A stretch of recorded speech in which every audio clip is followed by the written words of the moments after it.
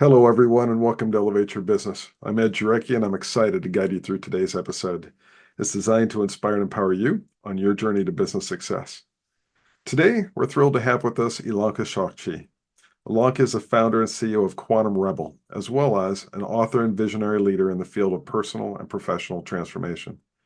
Ilonka's work focuses on empowering visionary leaders, entrepreneurs, and changemakers to unlock their quantum potential and create lasting impact. As a strategic quantum coach and advisor, she guides individuals towards inner mastery and helps them evolve from being a work in progress to a work in acceleration. Her upcoming book, Quantum Rebel, promises to be a groundbreaking guide for those seeking to elevate their consciousness and become catalysts for transformative change. Ilonka's mission is to ignite a global movement that harnesses the power of inspiration for both personal growth and tangible business results.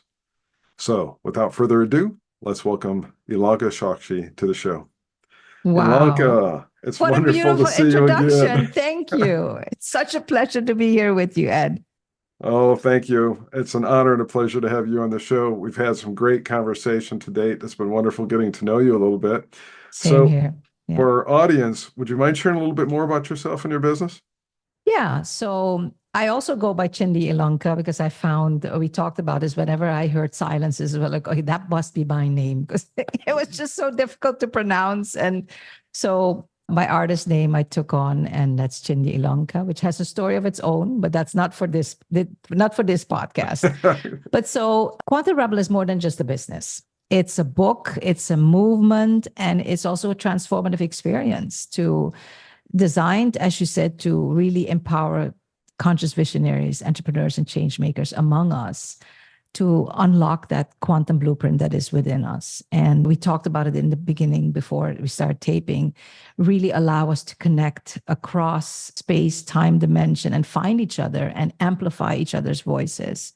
And through the frameworks that I developed, like the 7 shifts of transformation and the 7 shifts of inspiration, I empower these leaders to achieve what I call soul-aligned success. And that means living and leading at the highest levels of effectiveness and inspiration, so that we're creating personal and professional abundance while staying deeply connected to our inner purpose.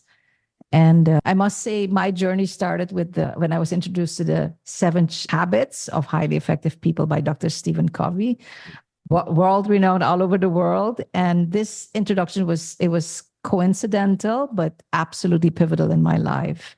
And it led me on a path of becoming a Franklin Covey organizational consultant, focusing on the human dimension to create lasting behavioral change in organizations, which is most of the times it's actually the most difficult things that organizations struggle with, And so this experience opened the doors to an elevated path for me, working with executive leaders, both in business and education. I love that you are also from the realm of education as well. So you know that very well. And empowering them to achieve effectiveness at the highest levels, both personally and professionally. That's what really drew me to the Franklin Covey approach. However, what I found that over time, I realized that the traditional success models that most organizations still operate from, whether we're in business, we're in government, sports, entertainment, you name it, we're all just still operating from a paradigm that doesn't allow us to create meaningful change that I knew in my heart was possible. So through that journey, Quantum Rebel was born from a deep inner hole, to bridge that gap between organizational effectiveness and soul-aligned transformation. And that, in essence, it's like moving beyond the traditional definitions of success and embracing a more expansive and transformative path that creates lasting results, impact, and true fulfillment at the same time. Outstanding. I just love your messages, where it comes from. Matter of fact, I was introduced to Dr. Stephen Covey's system way back in the mid-1990s. Yeah. And in that time frame, I had just become a senior leader and had the pleasure of attending, at the time, it was a 5 full day leadership course. And I'll tell you what, I learned a lot. And as a new senior leader, I got gut punches on things that I thought versus what the world thought. Yeah. So yeah, it's to this day, those messages are very clear in my mind. Yeah. And I live by a rule: first seek to understand, Yeah. then to be Then to be understood. understood. Yeah. And That's what I so, love about yeah, them because it's about timeless principles. You yes, know, yes, yes, they remain alive because it's part of it's part of the humanity on which we're built. yes, Yeah. yes. You've already kind of defined your definition of success today. And what I'll comment on that is that just last night I was communicating back and forth with a very dear friend of mine who's a CEO. Yeah. And coming from corporate America and executive management and academia, I can say that when you work for an organization, it is such a challenge. And a lot of these CEOs are under such immense pressure. Yeah.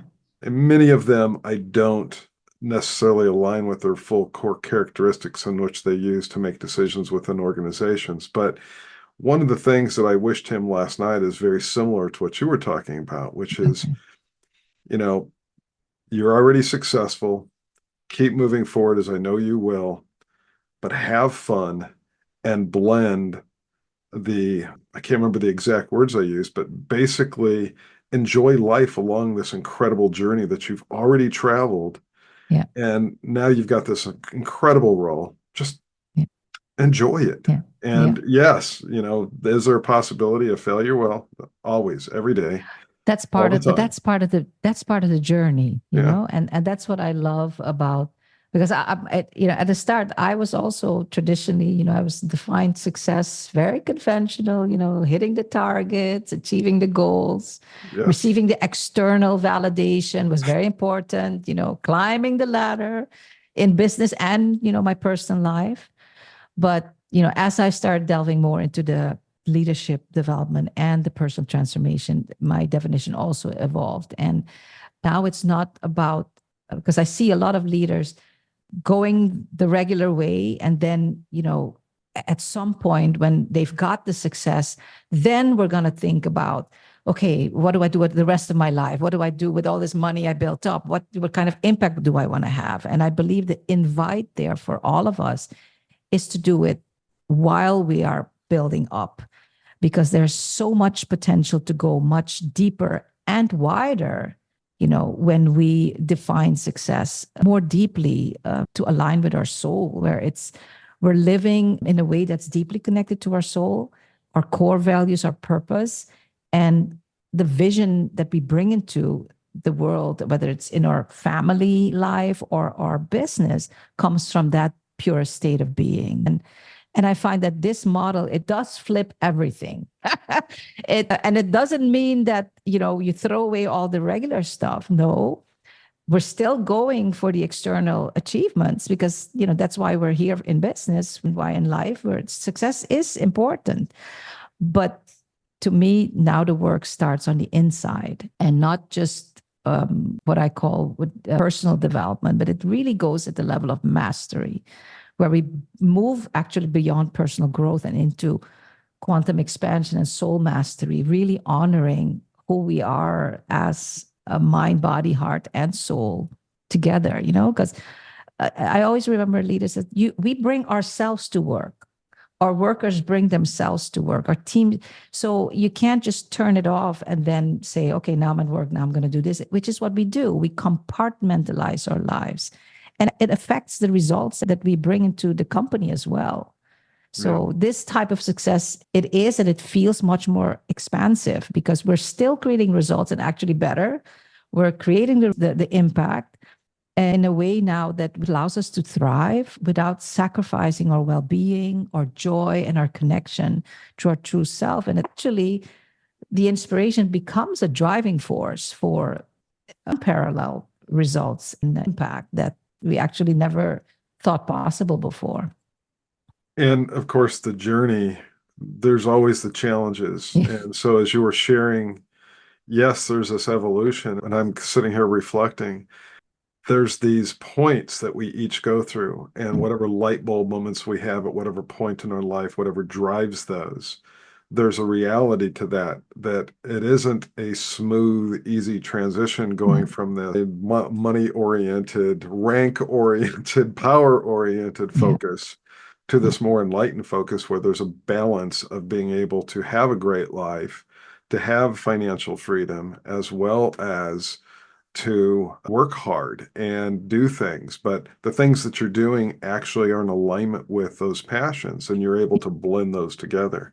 Any thoughts on lessons learned or thoughts as how should people recognize and work through some of those challenges? Yeah, definitely. One of the biggest things that because to me, one of the biggest challenges was working and being part of these high stress environments, which are often, you've worked in this field of organizational culture also, they're often toxic and very resistant to transformation. I always kind of see it as the gerbil that was kind of going around and around and seemingly actually not going anywhere.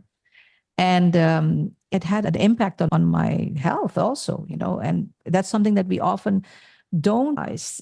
Thank goodness now with the science, the new science that's emerging, we're seeing that, whereas before at the coffee table, we would say, we'd be celebrating who has more stress and who sleeps less.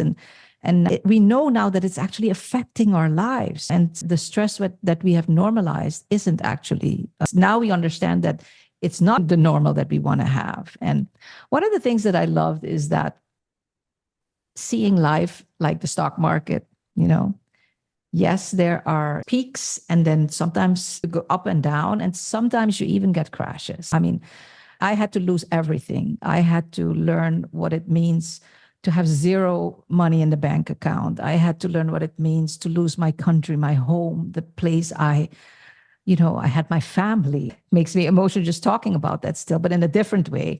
But losing that all, one of the shifts I call consciously reframing our life experiences. And I found that just like the stock market, even though we fall, we go up, sometimes we crash, but we always and stretch it. And I consider a piece of wisdom that I learned from my grandfather, who I didn't even meet him, but I got this through my dad, is that when we stretch the time and look at it more at an expansive way, not only of our lifetime, but the lifetimes that come beyond us, we see that if we just look back at where we were as a humanity and to where we're now, yes, we're still being very divisive if you look at the world stage right now, but we have evolved more in a greater way than we were before. And that's the part that I've built it in as part of the framework, that we must consciously reframe the experiences that we have, because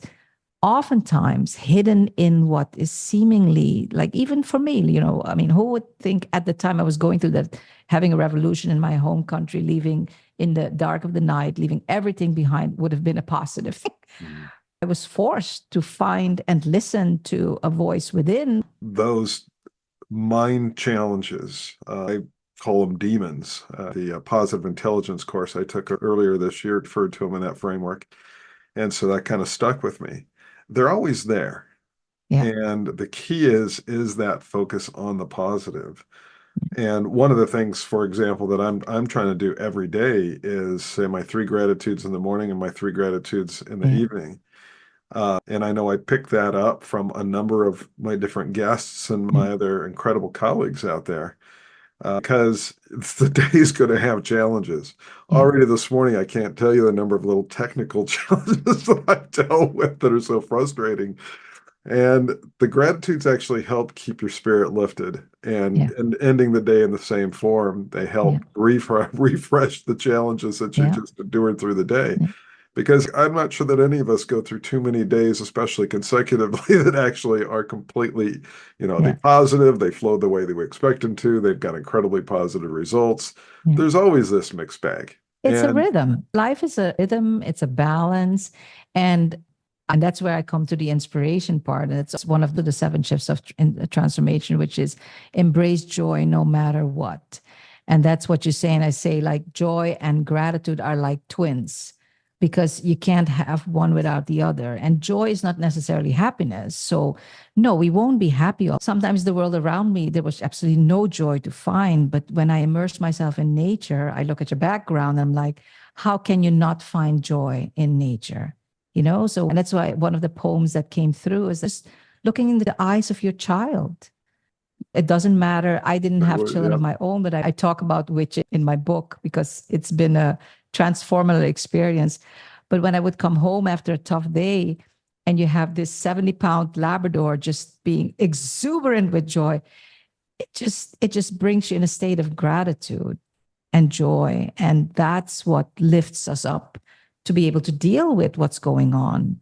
And it allows us to see life in different ways, because when we go into the negativity, it just lowers it, because in the end, it's all about energy. It's about what is our energetic state? Where are we vibrating at? I call it our love, our level of vibration energy.